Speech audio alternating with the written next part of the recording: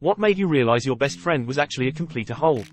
Story 1. My brother turned his back on our dad, who paid his way through college, paid the down payment on his condo, and gave him 2 cars. When I asked him why, he said it was because he didn't text him enough. Our dad had had a stroke and could only use one hand. He texted my brother once every day or 2 with one hand anyway. I took care of our dad through surgery, radiation therapy, physical therapy, stroke rehab, and chemo. On the last weekend before our dad was starting chemo, I asked him if he wanted to come up and do some grilling with dad because it was the last time we'd ever see him healthy. He said he had plans. I asked what the plans were. He wouldn't give me a straight answer. Our dad got so sick after that. Couldn't leave a wheelchair. My brother and sister came at Christmas and my dad made such an effort to spend time with my brother that he broke both hips. My brother said to me later he honestly thought it would be best if our crazy mother shot our dad and herself. I think my brother is a lunatic. There's no anger or hate, I just can't think of him as a sane person anymore. Story 2. When she told me she was cheating on her husband and then I found out she was cheating with my husband. Story 3. I was poor and in college. I had the flu really bad one week and asked my friend, he lived in a dorm across the hall, to go to the convenience store in the dorm lobby and get me something to drink, and he could get whatever for himself too. He got me my soda and himself $40 worth of snacks. Didn't notice at the time and I ordered us a pizza. He knew it was all I was going to have to eat for the next few days, and he snuck into my room and ate the leftovers while I was passed out on cold medicine. I didn't even really know how to respond. Like I was already buying him snacks and feeding him. He had a meal plan on campus. I didn't. Why act like that? Story 4. He and his brother destroyed an apartment we shared. Some $30,000 in damage, then tried to come after me for it. Story 5. I started to realize that they only ever talk about themselves. They rarely ask me a question, but then cut me off while I'm answering to make it about them. Story 6. Realizing I am always there for them but it is never reciprocated or even acknowledged or even feigned interested in anything I am doing in life. Story 7. Over time we lost contact, then she only reached out when she needed money. I let this go on too long until I found out I was pregnant with my first, and told her then I wouldn't send any money after that. She still asked. My daughter is now over 1.5 yo, and she had never even met her. I ended up blocking her and telling her not to bother trying to reach out anymore. Story 8. Best friend since elementary. In high school when I told her I no longer wanted to be friends because she was mean to others all the time, including me, she said that I had to be friends with her cause she was my friend in elementary and middle school even though everyone told her not to be, and that everyone talked behind my back about how gross and weird I was and she stayed my friend anyhow. She worded it like she was doing me a huge favor by being my friend and that I somehow owed her for that charity. Story 9. When I trusted and believed he was like a brother only to have him steal thousands of dollars from me. The money didn't even matter but the treason hurt for years. Story 10.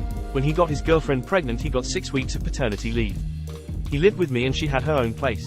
For months after the child was born he sat home taking advantage of his paid vacation playing 10 hours of video games a day while she struggled with the child. Story 11. When she threw a shit fit after I said something along the lines of, if he cheats on his wife with you, what do you think is going to stop him from cheating on you with someone else? Apparently I'm not supportive. Story 12. He would be a good friend to me in private situations, but when we were in groups or in front of total strangers, he would turn on me and try and embarrass me.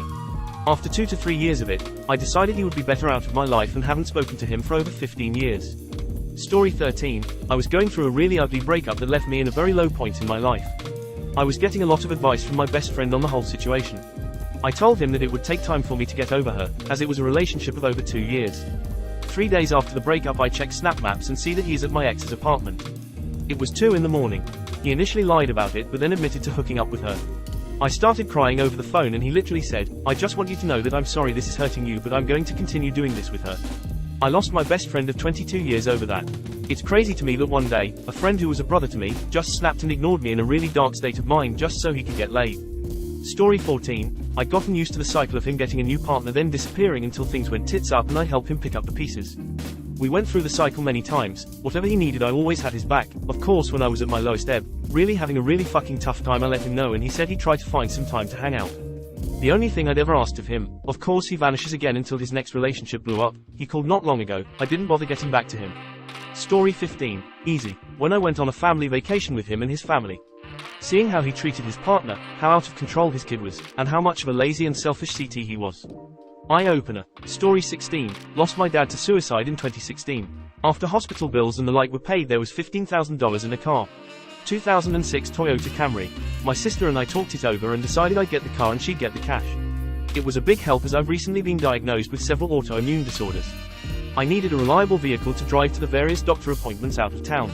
So, my friend came over one day and she had asked what was going on with my dad's estate. I told her the agreement my sister and I came to. She got quiet for several seconds and then with venom dripping she says, well, I wish my dad gave me a car. I've got kids to drive around. It took everything I had to bite my tongue and not say, well, maybe one day your dad will blow his brains out and you'll get a car. Story 17. If my guy best friend was interested in a girl or was talking to one, he would treat me like absolute garbage. When he had no girls to talk to or was interested in, he would be super nice to me and hang out all the time. A few years after we graduated high school, we were with a group of friends when he basically said, I'm only nice to girls if there's a chance I can have sex with them or there's no other girls in the picture. It all clicked. Story 18. All we ever talked about was her, how she hated being single, who she dated, how jealous she was of other people with partners. She skipped my dad's funeral. She ignored my housewarming party. She'd ignore me for weeks at a time, then suddenly call me up crying because she got dumped. I drove her to surgeries and sat waiting to drive her home. Watched her kids. Sat through 100 weepy nights. Then she found a relationship. I have seen her one ex in the past 9 months, because I invited her to get together, and haven't heard from her in 3. I guess she must be happy now, doesn't need me to be a shoulder to lean on. She wasn't ever interested in being a friend to me. I was just someone to cheer her up when she was feeling down. Story 19. I gave my friend a home for 6 months to avoid, as he described, homelessness, but really to avoid moving back in with mommy and daddy. Day 1, we had issues. He had no money. I had a gift card from my job, as it was the holidays, and I wanted to get him food from the grocery. He complained and was ungrateful. His behavior worsened, until he refused to even flush. I ended up almost strangling him. I never saw him in person again. I knew him since I was 6. Edit. He also left my cat to starve. Didn't feed him, nor give him water for 2 days. Left my front door open thrice. I live in a neighborhood known for violence and robberies. Stole my prescription medications and consumed all my food. Story 20. Looking back on it, a red flag was when they insulted my mother's cooking. My family isn't very wealthy, but my mother does her best and she had worked hard to make that meal so they wouldn't be hungry. And then they just insulted it. Also, they never said thank you. Unless it's got worms in it, you just don't say anything bad about a meal someone took the time and care to prepare for you as a guest. And it wasn't even a simple, I didn't like it very much. They straight up made fun of my mom and called her a terrible cook, which BTW, she isn't. Story 21. There was this girl I was dating. I really liked her. At one point I introduced her to a really good friend of mine. Let's say his name was Bill Moran, because that's what it was. Fast forward a few days. I'm out on a date with that girl. She asked me what I thought about Bill. I told her he was a good friend of mine. She told me he was bad news, that he's asked her out. Mind you, it's not like we were in high school or anything. We were adults. She told him she wasn't interested, that he obviously had honesty, loyalty issues and wasn't a fit person to associate with at all, in any way, for anybody. He knew I liked her a lot. He did it anyway. Fuck that guy. I haven't spoken to him since. It didn't work out between she and I, but that's okay. Story 22. This will get buried, but it's my time to shine. Best friend of 30 years. Gets a girl pregnant at 21. They get married. Have the baby. He gets mad at someone at work and walks out, with a newborn at home. My stepdad hires him, even though he doesn't really have any skills, nor is there a position for him. Works there for a long time. Learns well. Does a great job. Gets promoted often and is paid well. COVID happens. Stepdad files for some PP. In the course of the paperwork they found out my best friend, who had been treated like a son, better than me at times, had embezzled roughly $100,000 over 3 or so years. Not my best friend anymore. Story 23. She was negative about everything and wanted people in her life to suffer and fail, including me. Also would say horrible, cruel, judgmental things about everyone in her life and blame everything outside of herself for her unhappiness. What started as oh she's my bitchy, blunt, sassy friend who's like Daria, ended as oh my goodness wait. You are genuinely a miserable, extremely lost, mentally unwell person who gets joy watching others suffer. She works as a princess character at Disneyland, by the way. Despises when the children ask for a hug or want to touch her. Hates children, but loves the makeup and wigs and having her picture taken. Cosplay type stuff. Story 24. When my ex turned violent and I ended up wanting to live in a literal tent in the woods as I had no money, a lot of my friends suddenly stopped talking to me. Only 2 stuck around. Fuck all of those assholes who discarded me the second I was in dire need and trouble.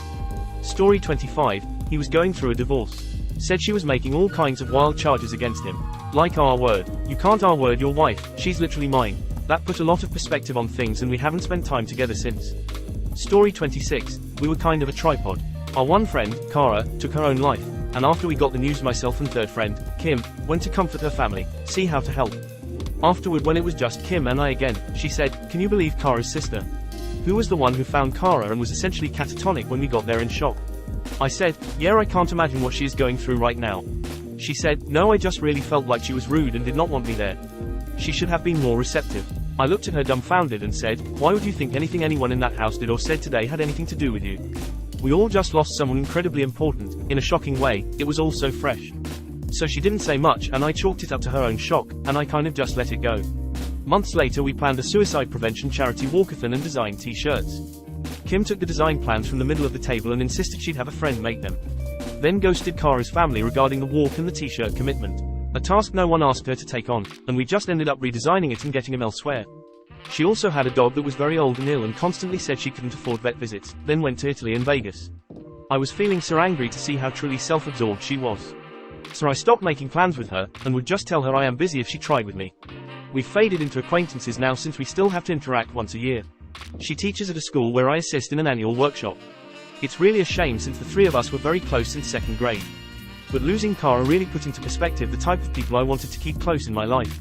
Story 27, after he cheated on his girlfriend she called me to ask me some questions about what happened. During that conversation she laid out how he was lying to all of his friends about her and all of the bad stuff he said about his friends behind our backs.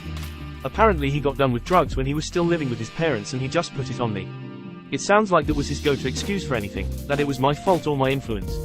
Story 28, when she moved in with her boyfriend who didn't like dogs. At first her two collies were locked in the basement, rarely taken for walks. Instead they would just spread newspaper on the floor and switch it out when it was saturated. When the older of the two collies died, the remaining dog was banished to a small corner of the backyard chained to a doghouse. She didn't even go outside to feed her, but threw her food out of a window onto the ground. Only went out every other day or so to refill the water dish and pick up poop. She argued with me that all of the dog's needs were taken care of and she was fine. I draw the line at animal abuse. No one who I call a friend treats an animal like that. That's when I stopped being her friend. Haven't had any contact since. Story 29, when I realized that I was an alcoholic and needed to make a life change and his response was to say, "Who am I going to drink with now?" Story 30, he started manipulating women into romantic relationships just to be a dog with them. He was unfaithful to all of them, and when I asked him why he was doing it and if he felt no remorse, he just answered that, "It isn't wrong unless they find out," so I immediately stopped trusting him. Thank you for watching.